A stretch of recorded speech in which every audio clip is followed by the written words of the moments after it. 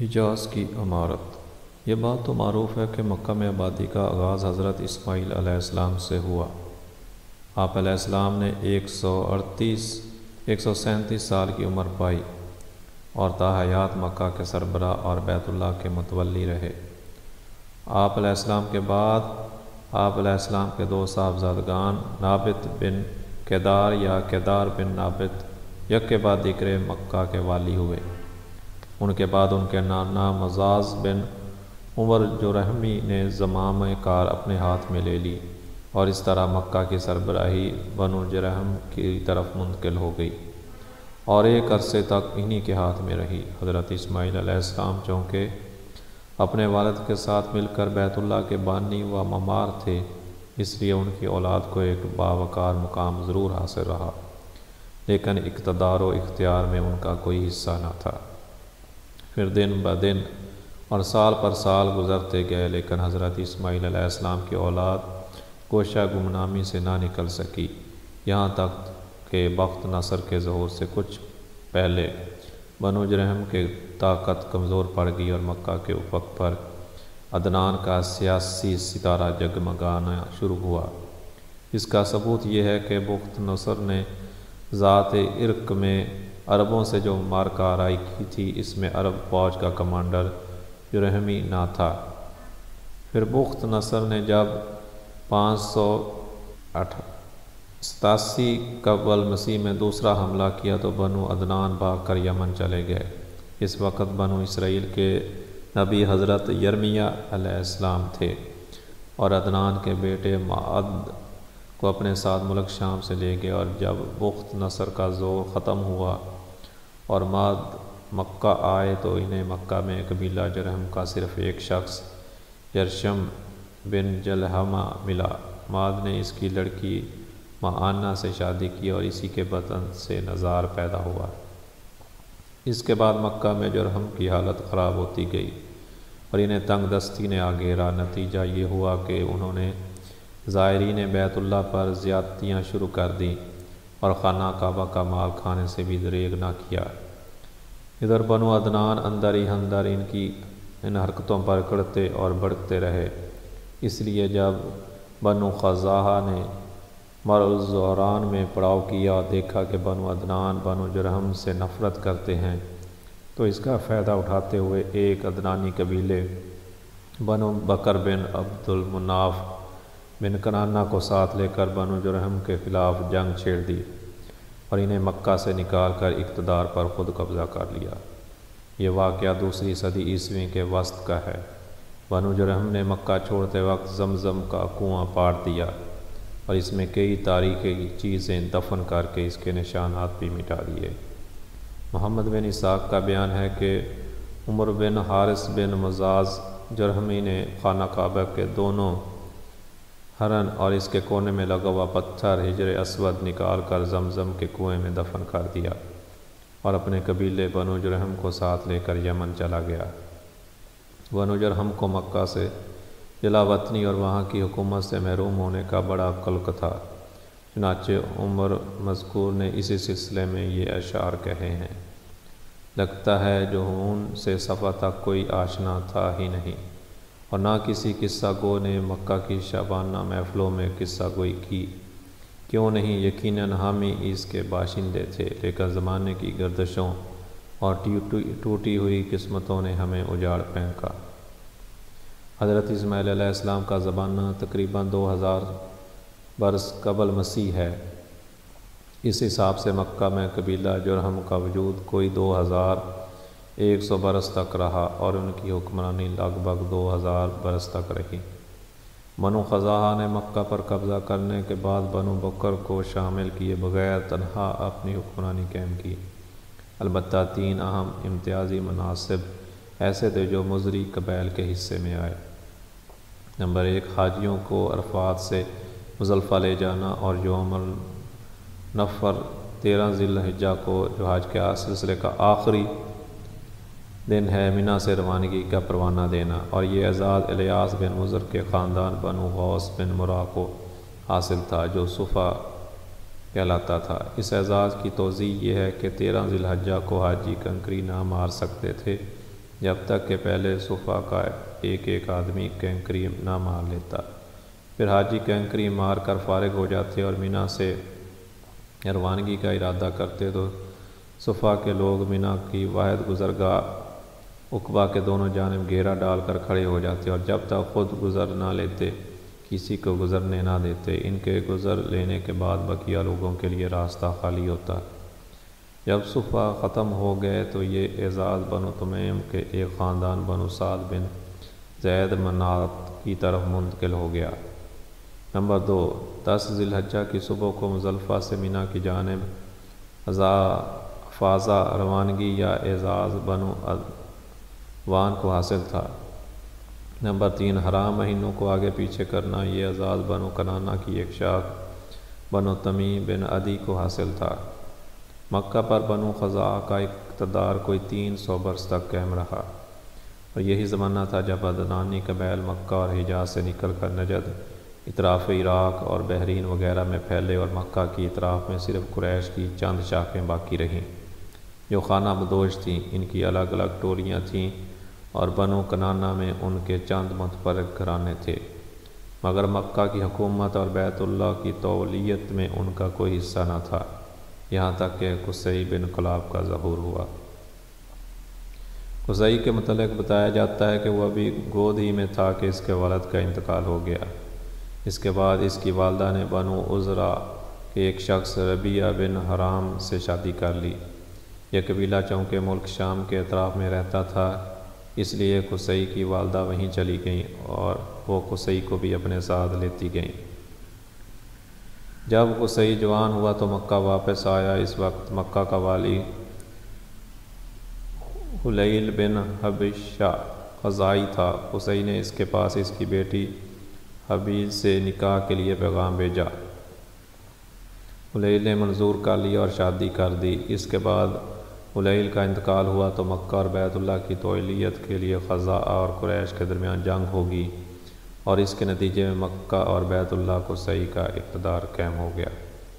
جنگ کا سبب کیا تھا؟ اس بارے میں 3 بیانات ملتے ہیں کہ ایک یہ کہ جب قصی کی اولاد خوب پھل پھول گئی اور اس کے پاس دولت کی بھی فراوانی ہو گئی اور اس کا وقار بھی بڑھ گیا اور اس کا ادھر حلیل کا انتقال ہو گیا تو قصی نے محسوس کیا کہ اب بنو خزاعہ اور بنو بکر کے بجائے میں کعبہ کی تولیت اور مکہ کی حکومت کا کہیں زیادہ حقدار ہوں۔ اسے یہ احساس بھی تھا کہ قریش خالص اسماعیلی عرب ہیں اور بقیہ آل اسماعیل کے سردار بھی ہیں، لہٰذا سربراہی کے مستحق وہی ہیں۔ چنانچہ اس نے قریش اور بنو خزاعہ کے کچھ لوگوں سے گفتگو کی کہ کیوں نہ بنو خزاعہ اور بنو بکر کو مکہ سے نکال باہر کیا جائے۔ ان لوگوں نے اس کی رائے سے اتفاق کیا۔ دوسرا بیان یہ ہے کہ خزاعہ کے بقول خود حلیل نے قصی کی وصیت کی تھی کہ وہ کعبہ کی نگہداشت کرے گا اور مکہ کی باغ دوڑ سنبھالے گا۔ تیسرا بیان یہ ہے کہ حلیل نے اپنی بیٹی حبی کو بیت اللہ کی تولیت سونپی تھی اور ابو غبشان خزاعی کو اس کا وکیل بنایا تھا۔ چنانچہ حبی کے نائب کی حیثیت سے وہی خانہ کعبہ کا کلید بردار تھا۔ جب حلیل کا انتقال ہو گیا تو قصی نے ابو غبشان سے ایک مشک شراب کے بدلے کعبہ کی تولیت خرید لی، لیکن خزاعہ نے یہ خرید و فروخت منظور نہ کی اور قصی کو بیت اللہ سے روکنا چاہا۔ اس پر قصی نے بنو خزاعہ کو مکہ سے نکالنے کے لیے قریش اور بنو کنانہ کو جمع کیا اور وہ قصی کی آواز پر لبیک کہتے ہوئے جمع ہو گئے۔ بہرحال وجہ جو بھی ہو، واقعات کا سلسلہ اس طرح ہے کہ جب حلیل کا انتقال ہو گیا اور صفا نے وہی کرنا چاہا جو وہ ہمیشہ کرتے آئے تھے تو قصی نے قریش اور کنانہ کے لوگوں کو ہمراہ لیا اور عقبہ کے نزدیک جہاں وہ جمع تھے ان سے آ کر کہا کہ تم سے زیادہ ہم اس اعزاز کے حقدار ہیں۔ اس پر صفا نے لڑائی چھیڑ دی مگر قصی نے انہیں مغلوب کر کے ان کا اعزاز چھین لیا۔ یہی موقع تھا جب خزاعہ اور بنو بکر نے قصی سے دامن کشی اختیار کر لی۔ اس پر قصی نے انہیں بھی للکارا۔ پھر کیا تھا، فریقین میں سخت جنگ چھڑ گئی اور طرفین کے بہت سے آدمی مارے گئے۔ اس کے بعد صلح کی آوازیں بلند ہوئیں اور بنو بکر کے ایک شخص یامر بن عوف کو حاکم بنایا گیا۔ یامر نے فیصلہ کیا کہ خزاعہ کے بجائے قصی خانہ کعبہ کی تولیت اور مکہ کے اقتدار کا زیادہ حقدار ہے۔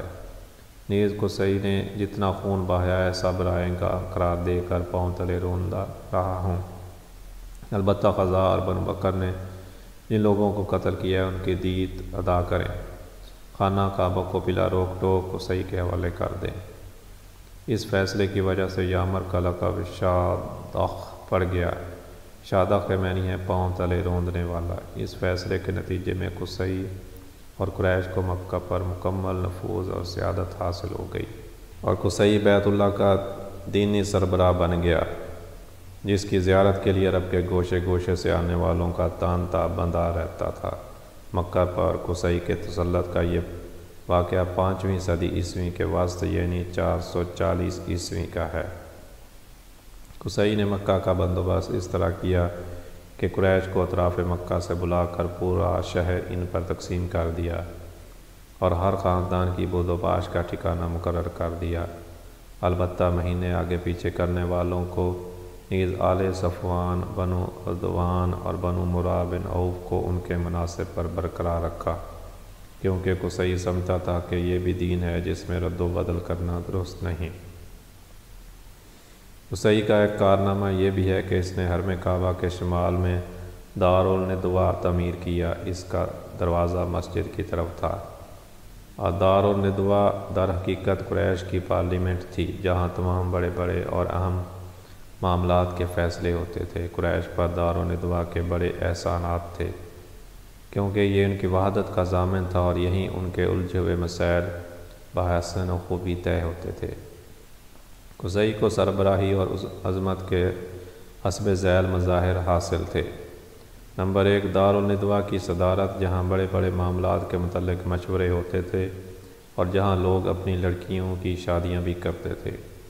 نمبر 2، بوا یعنی جنگ کا پرچم قصی ہی کے ہاتھوں باندھا جاتا تھا۔ حجابت یعنی خانہ کعبہ کی پاسبانی، اس کا مطلب یہ ہے کہ خانہ کعبہ کا دروازہ قصی ہی کھولتا تھا اور وہی خانہ کعبہ کی خدمت اور کلید برداری کا کام انجام دیتا تھا۔ نمبر 4، سقایا پانی پلانا۔ اس کی صورت یہ تھی کہ کچھ حوض میں حاجیوں کے لیے پانی بھر دیا جاتا تھا اور اس میں کچھ کھجور اور کشمش ڈال کر اسے شیریں بنا دیا جاتا تھا۔ جب حجاج مکہ آتے تو اسے پیتے تھے۔ افادہ حاجیوں کی میزبانی۔ اس کے معنی یہ ہیں کہ حاجیوں کے لیے بطور ضیافت کھانا تیار کیا جاتا۔ اس مقصد کے لیے قصی نے قریش پر ایک خاص رقم مقرر کر رکھی تھی جو موسم حج میں قصی کے پاس جمع کی جاتی تھی۔ قصی اس رقم سے حاجیوں کے لیے کھانا تیار کراتا تھا۔ جو لوگ تنگ دست ہوتے یا جن کے پاس توشہ نہ ہوتا وہ یہی کھانا کھاتے تھے۔ یہ سارے مناصب قصی کو حاصل تھے۔ قصی کا پہلا بیٹا عبد الدار تھا، مگر اس کے بجائے دوسرا بیٹا عبد المناف قصی کی زندگی ہی میں شرف و سعادت کے مقام پر پہنچ گیا۔ اس لیے قصی نے عبد الدار سے کہا کہ یہ لوگ گرچہ شرف و سعادت میں تم پر بازی لے جا چکے ہیں، مگر میں تمہیں ان کے ہم پلہ کر کے رہوں گا۔ چنانچہ قصی نے اپنے سارے مناصب اور اعزازات کی وصیت عبد الدار کے لیے کر دی، یعنی دارالندوہ کی ریاست، خانہ کعبہ کی حجابت، لوا و سقایت اور رفادہ، سب کچھ عبد الدار کو دے دیا۔ چونکہ کسی کام میں قصی کی مخالفت نہیں کی جاتی تھی اور نہ ہی اس کی کوئی بات مسترد کی جاتی تھی، بلکہ اس کا ہر اقدام اس کی زندگی میں بھی اور اس کی موت کے بعد بھی واجب الاتباس دین سمجھا جاتا تھا۔ اس لیے اس کی وفات کے بعد اس کے بیٹوں نے کسی نزاع کے بغیر اس کی وصیت قائم رکھی، لیکن جب عبد المناف کی وفات ہو گئی تو اس کے بیٹوں کا ان کے مناصب کے سلسلے میں اپنے چچیرے بھائیوں یعنی عبد الدار کی اولاد سے جھگڑا ہوا۔ اس کے نتیجے میں قریش 2 گروہوں میں بٹ گئے اور قریب تھا کہ دونوں میں جنگ ہو جاتی، مگر پھر انہوں نے صلح کی آواز بلند کی اور ان مناصب کو باہم تقسیم کر لیا۔ چنانچہ سقایت اور افادہ کے مناصب بنو عبد مناف کو دیے گئے اور دارالندوہ کی سربراہی لوا اور حجابت بنو عبد الدار کے ہاتھ میں رہی۔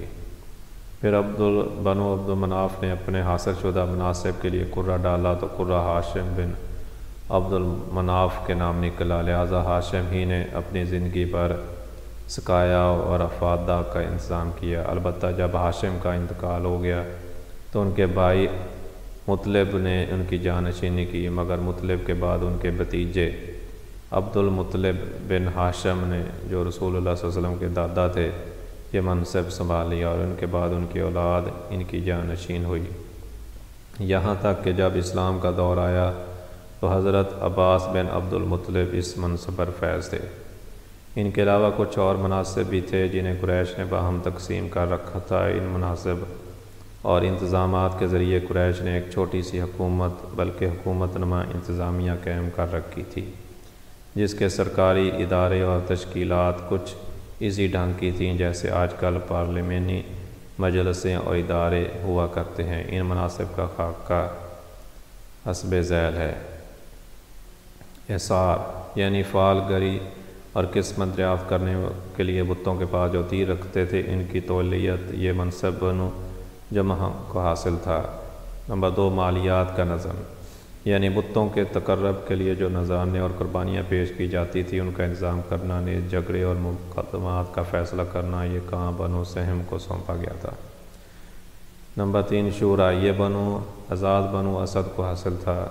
نمبر 4، اشناق یعنی دیت اور جرمانوں کا نظام، اس منصب پر بنو تیم فیض تھے۔ نمبر 5، عقاب یعنی قومی پرچم کی علمبرداری بنو امیہ کا کام تھا۔ نمبر 5، قبا یعنی فوجی کیمپ کا انتظام اور شاہ سواروں کی قیادت بنو مخزوم کے حصے میں آیا تھا۔ نمبر 7، سفارت بنو عدی کا منصب تھا۔